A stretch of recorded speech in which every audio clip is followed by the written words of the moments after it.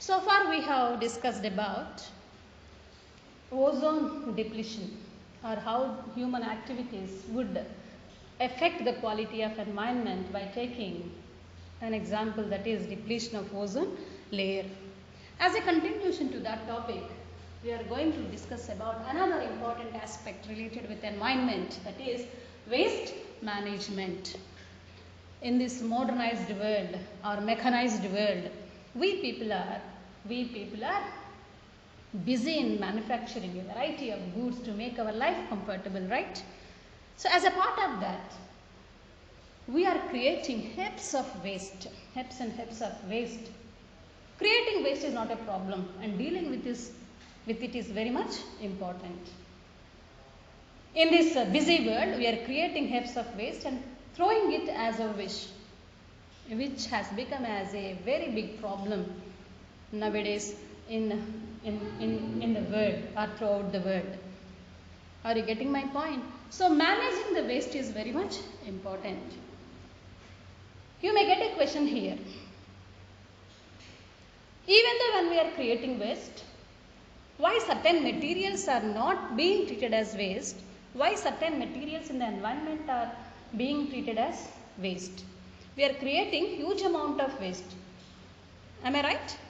So among it, certain materials are considered as waste.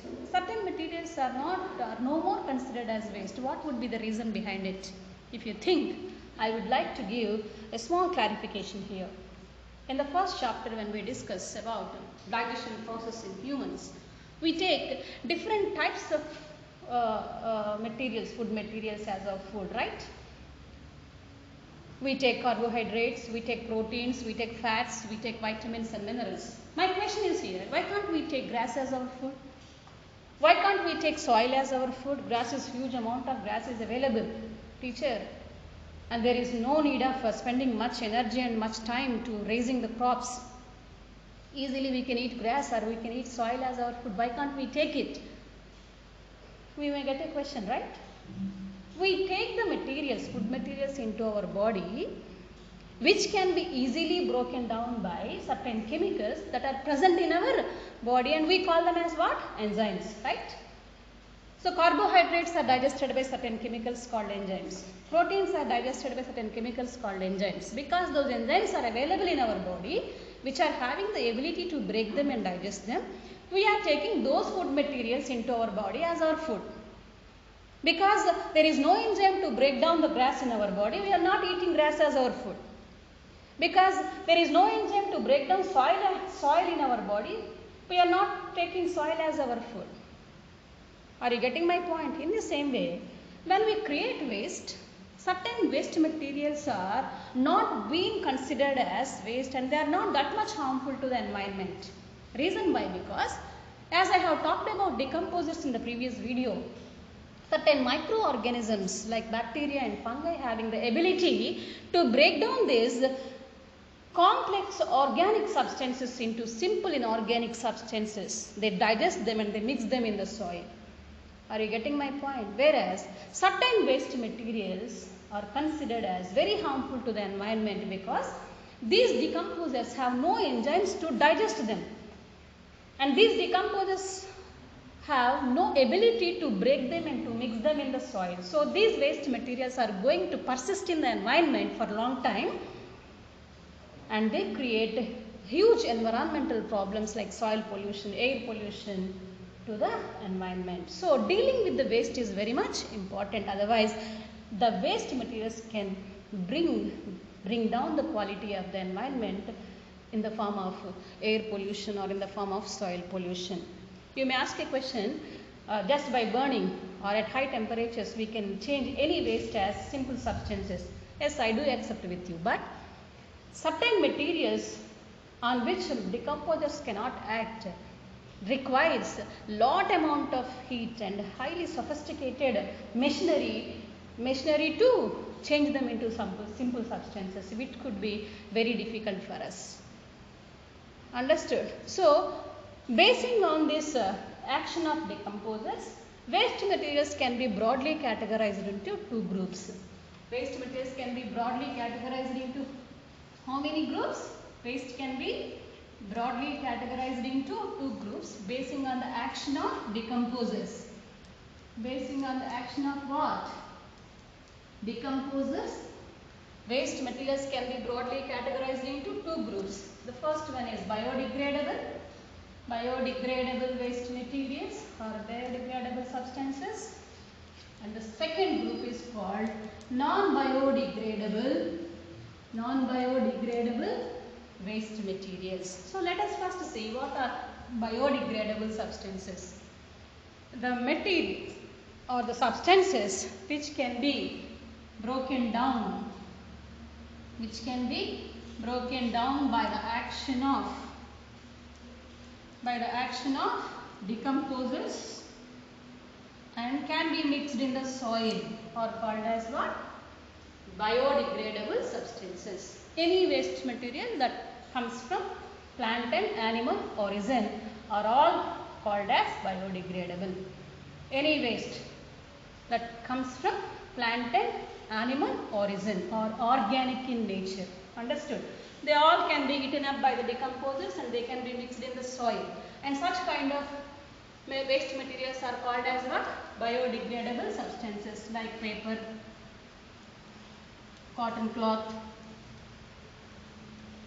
etc. So with this waste materials there is no problem to the environment. Understood? Because they can be broken down by the decomposers easily and they can be mixed in the soil easily. Whereas the other group, non-biodegradable, the problem is with this group of waste materials because the name itself it is telling they are non-biodegradable. So the materials of the substances which cannot be broken down and cannot be broken down by the action of decomposers and cannot be mixed in the soil. They are called as non-biodegradable substances. Example, plastic. Best example, plastic. We cannot imagine our life without plastic. From morning wake up onwards till to our bed, we use number of things which are made by using plastic. If I just say you to stop using plastic, our life may not be possible, right?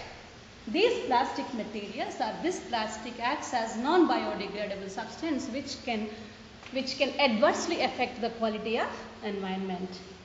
If you want to mix it in the soil, it can't mix, leads to soil pollution.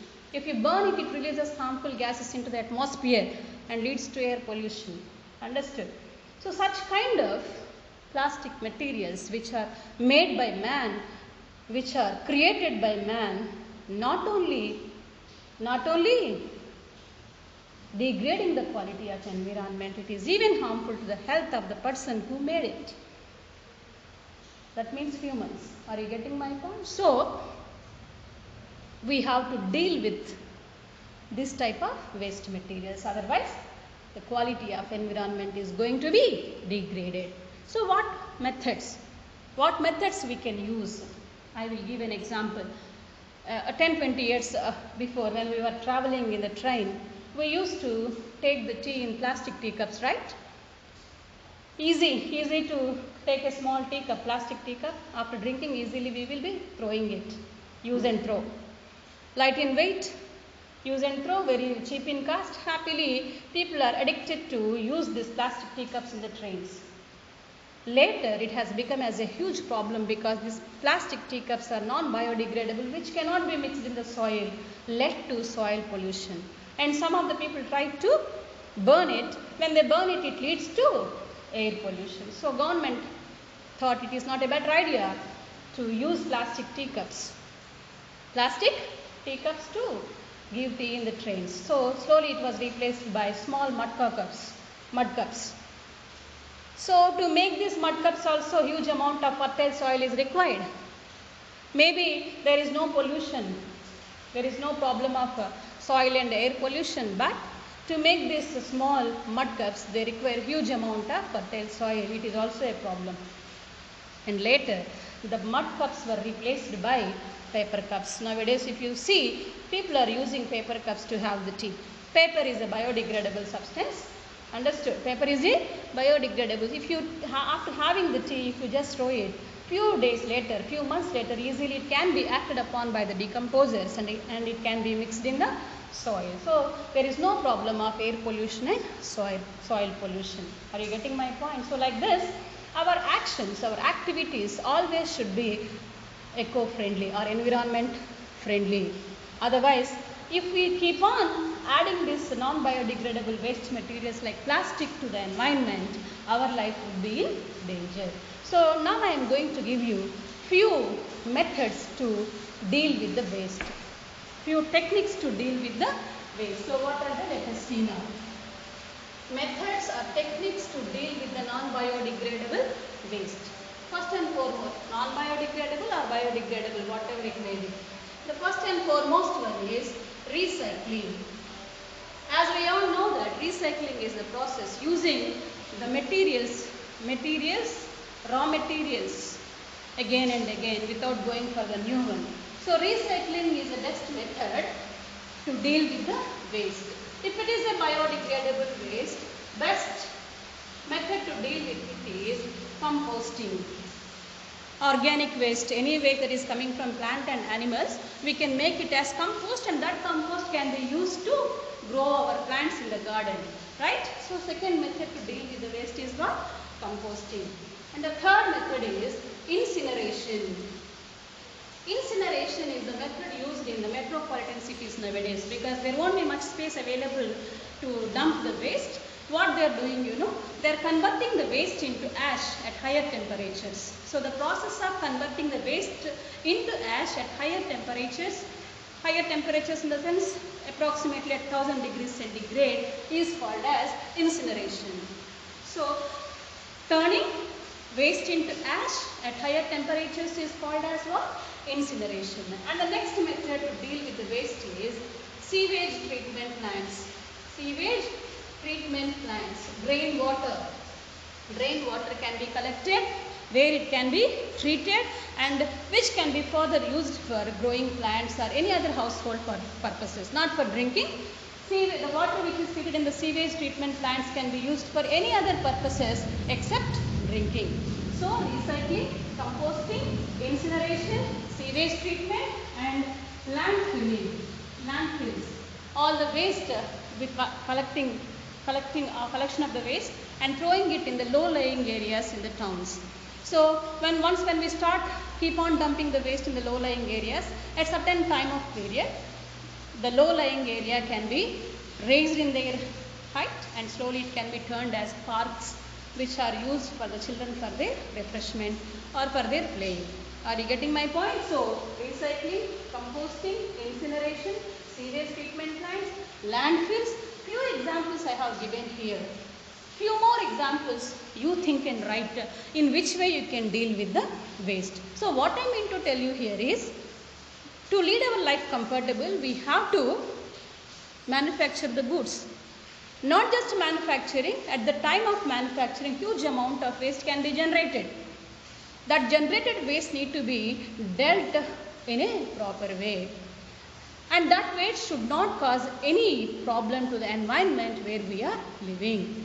So being as an educated child, from now onwards, you have to develop eco-friendly habits to save the quality of environment in which you are living. So I repeat, these are the methods I have explained. If you want, you can add a few more methods which are helpful to deal with the waste, and we can call it as waste management. So with this, I have finished this chapter, our environment. I think all of you have got clear idea what is environment and which activities of humans making its quality being degraded, and being as the responsible citizens, what we have to do to save the quality of the environment. I think all of you have understood in detail.